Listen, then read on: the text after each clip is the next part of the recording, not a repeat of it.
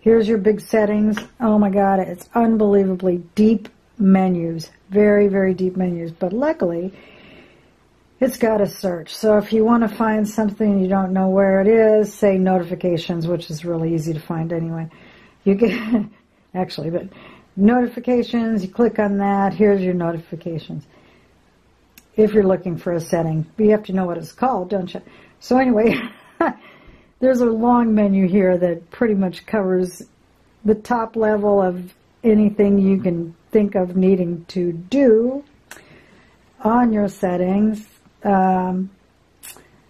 Starting out with, okay, here's where you do the Apple ID thing. I don't know why I have suggestions. Probably wants me to set up the Apple Pay and Apple this, Apple that, which I don't do, but I think that might be where you sign into the cloud. Well, let's just look. I just didn't want a suggestion. No, my backups fail. I know. I don't care either. On and off airplane mode, your Wi-Fi thing, go in here. It'll pick up any available Wi-Fis. Turn your Wi-Fi off and on. You can sign on to Wi-Fi's from there. You can also, oh, forget it. I was wrong. I was thinking there was a button there. Okay, Bluetooth works the same way. Click. Here's all your stuff. You know, just click on it if you want to connect. Usually that's more your device is in charge of pairing when it comes to the iPhone, I believe. Oh, yeah, that one thing I was talking about, that's cellular. So here's where you set your cellular data, roaming off or on. Verizon, it's always on, so. Personal hotspot, if you have a good Wi-Fi connection and you, like say, well, for some reason you need some other device to go off of it. I can't think of a valid reason right now, but I've had to do that when I had to work remotely and I needed the internet to connect to work, and I couldn't get my laptop to connect to like the motel because sometimes that happens, but my phone would connect. So then you use personal hotspot. You set up your own password here, then you click allow others to join, and then that is you or whoever you want to join. Obviously, as with everything, it uses up your data if you're doing that. You can do Wi-Fi calling. This is maybe just Verizon stuff, so let's just ignore that. You might have different stuff.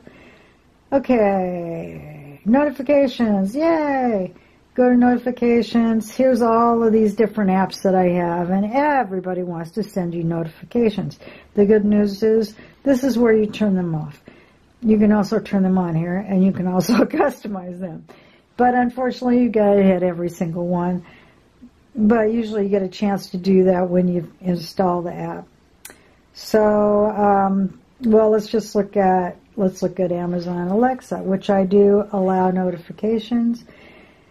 I allow them really everywhere. I don't think I've ever gotten one. Let's look at something that does notify me. Calendar.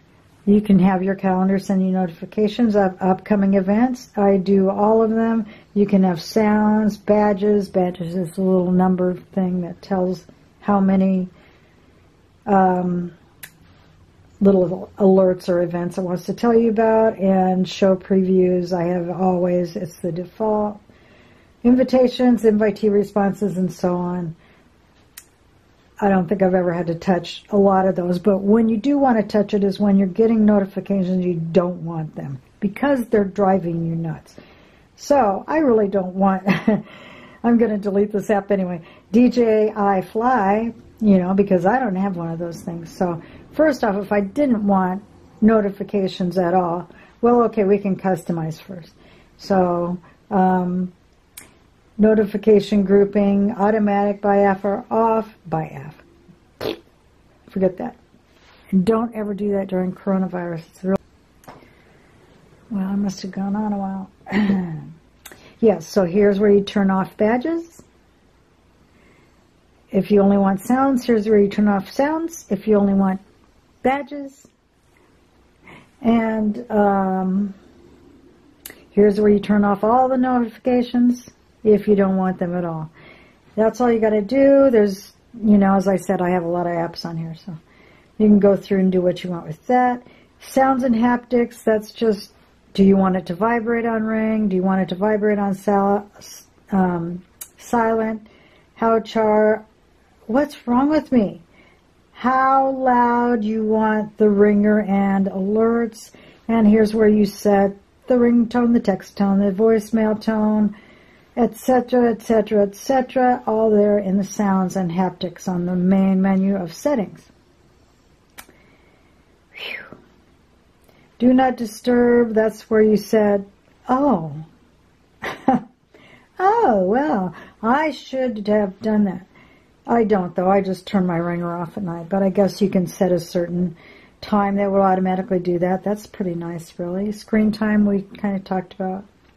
General, there's a lot of stuff in here. Your software update, AirDrop. Ask me about that if you ever have an iPhone you want to AirDrop something to. CarPlay, I don't know.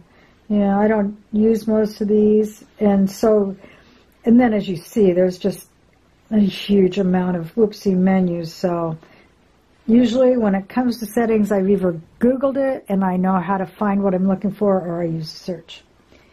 Belly button.